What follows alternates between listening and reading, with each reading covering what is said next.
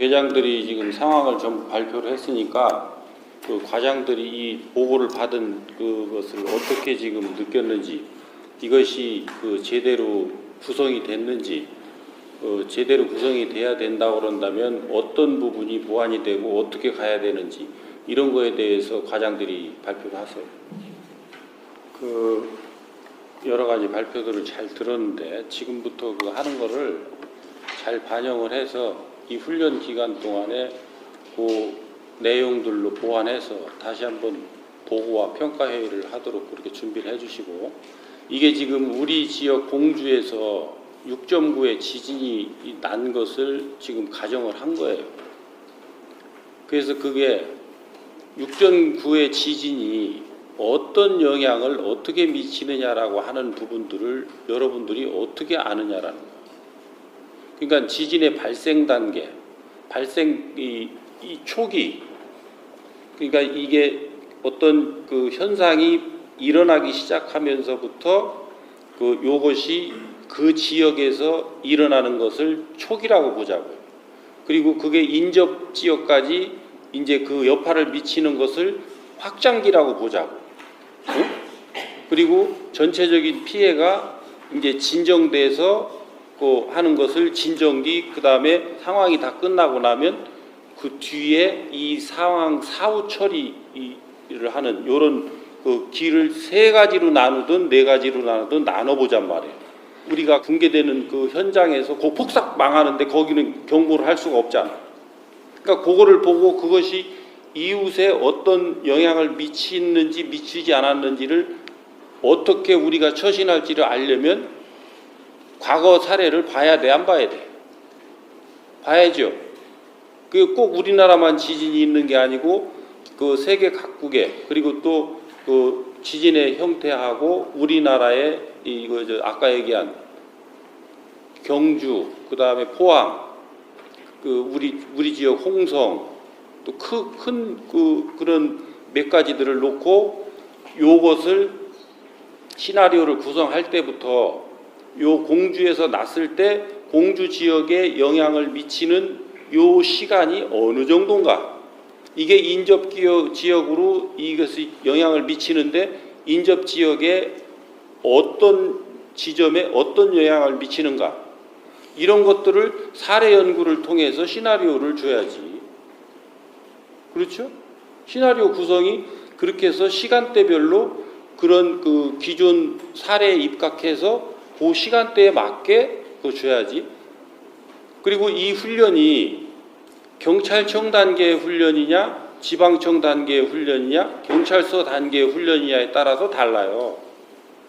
현장 처리는 이거는 지금 공주를 지역으로 해서 이 다양한 경찰서, 여러 군데의 경찰서에서 이 피해 현상들이 일어나는 그 단계를 설정을 해놨다고. 지금 여러분들이 이걸 보면, 대책 이걸 보고 한 걸 보면, 그렇다면 어떤 시간대에 어떤 피해가 어떻게 났느냐라고 하는 부분에 요 최초 발생기, 확대기, 그 다음에 진정기, 그 다음에 이제 휴지기라든지 상황 처리기, 요 때에 어떤 현상들이 일어나느냐는 거예요. 어떤 현상들. 이게 기능별로 이렇게 정리할 문제가 아니에요.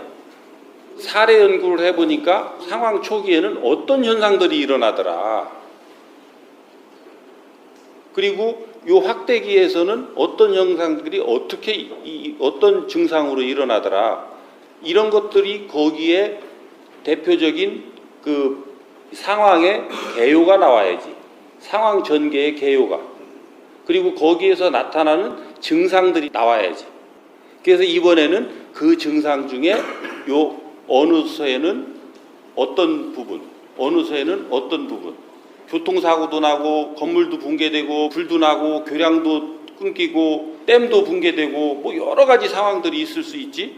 그러니까 이 전체적인 전 세계적으로 이런 것들을 우리가 파악을 해봐서 그런 사례들이 일어날 수 있는 이것 중에 우리 요런 6.9의 우리나라 상황에서 맞추어 봤을 때 어떤 현상들이 일어날 수 있다라는 것을 가정을 해서 거기에 따라서 시간대별로 시나리오를 작성을 해줘야죠.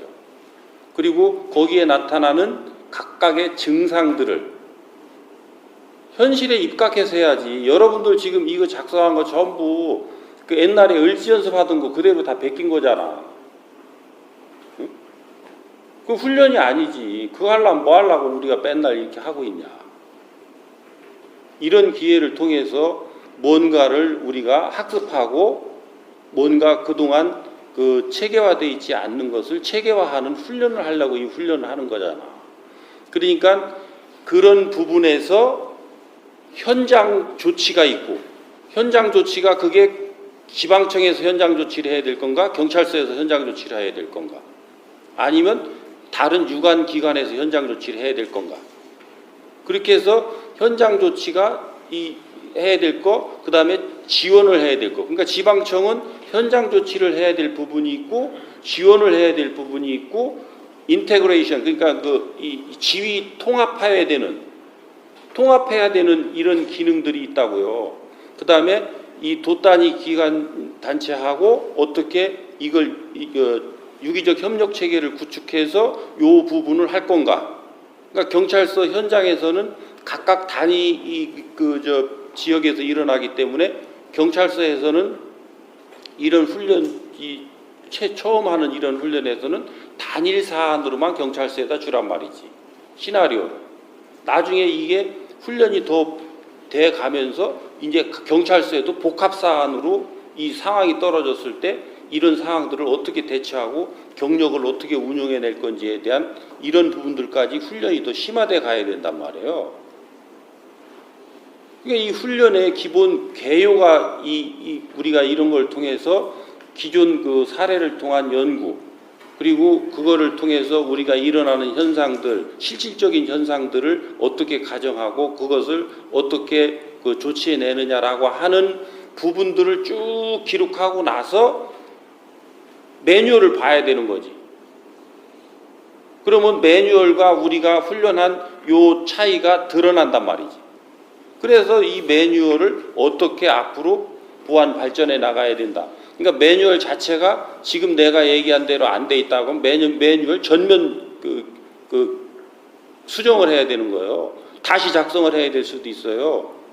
이게 지금 충무계획 같은 것 이런 것들도 전부 지금 이게 과거 4, 50년 전에 만들어 놓은 거기 때문에 지금 상황에 맞출 수가 없어요. 그 자체로는 전체적인 것들을 그러니까 요런 재난 대비 요런 그 훈련과 매뉴얼을 통해서 그 전쟁에 상응하는 그런 것들도 그쪽을 털어낼 수가 있다고요. 그래서 여러분들이 지금 내가 왜 과장들한테 이걸 발표하라고 그러냐면 여러분들은 서장을 해야 될 사람들이에요. 서장은 이 훈련을 지금 내가 앉아있는 이 자리에서 여러분들이 훈련을 지휘해야 되는데 이런 마인드가 형성이 안 돼 있어서 그냥 기존대로 그 을지 연습하는 대로 그냥 도상 연습이라고 하니까 이게 써서 그냥 시간 때우고 간다고 그런다면 실질적으로 여러분들이 그런 상황들이 벌어졌을 때 어떻게 지휘할 거냐고. 그러니까 막상 그런 상황들이 떨어지면 그냥 전전긍긍되고 우왕좌왕하고 헤매잖아요. 그러니까 요런 때 우리 지역에 일어났을 이런 부분에 요것은 우리 경찰서에서만 요게 가능할 것인지, 우리 경찰서에서 가능하지 않으면 어떻게 응원 요청을 할 건지. 그럼 지방청에서는 그런 것들을 받아서 동시다발적으로 오고 있는 이런 상황에 우리가 가진 이 경력 자원, 그 다음에 능력 이런 것들을 파악해서 어디에 우선순위를 두어서 어떻게 이 지원을 할 건지, 이제 그런 부분들을 우리가 결정을 하려면 요 단계별로 일어나는 현상들에 대한 그것들을 이 체계적으로 잡아가야 우리가 전체적인 경력 운영을 하는 이 부분이 드러나지요. 그래야 청장이 내가 뭐를 할 수가 있지. 여러분들은 지금 자리는 청장이 뭔가를 결심하고 뭔가를 행동하게끔 하는 지원을 해줘야 되는 사람들인데 각자 제팔 흔들고 있다고. 그러니까 여러분들은 있으나 없으나 똑같은 사람들이 오히려 없으면 걸거치지는 않는 이런 상황들이 되고 있는데 그게 여러분들이 지금 하듯이 경찰서 가면 과장들이 똑같다고. 왜? 모르니까. 알고도 그럴 일은 없으니까. 그러니까 모르는 것을 알려고 훈련하는데 아는 노력들을 안 한다는 거지. 어떻게 해야 그걸 알 수 있는 건지에 대한 그런 것들도 모른다는 거지. 기본적으로 매뉴얼 숙지해야지. 그 다음에 거기에 따라서 우리가 기본 법령 체계는 어떻게 되어 있는지, 우리가 움직여야 되는 그 근거와 한계가 뭔지, 그리고 이것은 주무가 어디고 우리는 어떤 역할을 해야 되는 건지. 근데 주무가 거기라 하더라도 우선 당장 급한 부분에 있어서 우리는 어떻게 역할 체계를 잡아가면서 그것이 법령 체계에 어긋나지 않도록끔 할 수 있는 건지. 우리가 지금 이런 그 매뉴얼을 잡고 법령을 이 보완하는 부분에 이런 것들이 아주 중요한 요소들이 되는데 실질적인 그런 연구를 안 하고 거기에 따라서 우리가 이 어떤 행동을 해야 되는지를 도출하지 않기 때문에 그냥 만연히 가고 있단 말이에요. 그래서 여러분들이 지금 제가 얘기한 대로 그러니까 시나리오 작성 그 단계에서부터 요 처음 발생기, 확대기, 그 다음에 조정기, 그 다음에 이제 완료된 상태에서 이 피해 상황이 완료된 그 다음에 사후 처리, 사후 처리기 이렇게 네 가지 단계로 나눠 가지고 이번 이 메시지 구성을 다시 한번 정리를 해보고 그렇게 해서 각각의 그 부분들에 대한 것들은 사례들을 그 사례에 그 어떤 피해들이 났는지 그런 자료들을 전부 파악해 봐요. 그거를 경비에만 맡겨놓지 말고 이런 차제 계장들이 같이 그 인터넷도 검색을 하고 어떤 그 해당 그 지자체라든지 그런 그 관련 경찰서에 그런 관련 자료가 있는지 좀 문의를 해서 그런 것들도 좀 확보를 하고 그리고 우리 홍성소에 그때 났던 그 상황은 어떤 시간대별로 어떻게 그게 발생돼서 어떤 현상들이 벌어졌는지 그런 것도 좀 다 해서 그 자료들을 계장들한테 전부 주란 말이에요. 줘서 그런 것들을 같이 연구를 하고 또 그런 부분들에 대해서 컨셉을 잡아갈 수 있도록 여러분들이 그렇게 노력을 해주시면 이 훈련이 그 실질적으로 여러분들한테 도움이 될 수 있고 결과적으로는 그것이 나중에 여러분들이 어떠한 그 상황에 닥쳤을 때 그것을 잘 풀어나갈 수 있는 실력을 함양하게 되니까 이런 시간을 그냥 만연히 보내지 말고 아주 내가 이런 것들을 할 수 있는 좋은 기회다라고 하는 이런 마인드를 가지고 좀 더 적극적으로 이렇게 참여를 해주시기 바랍니다. 아셨죠? 네. 이 부분에 대해서는 이 훈련 내에도 좋고 훈련 내에 안 되면 훈련이 끝나고라도 별도로 이건 이 기회를 잡아서 다시 한번 토의를 하고 연구를 할 수 있는 시간을 갖도록 그렇게 합시다. 네, 수고들 하셨어요.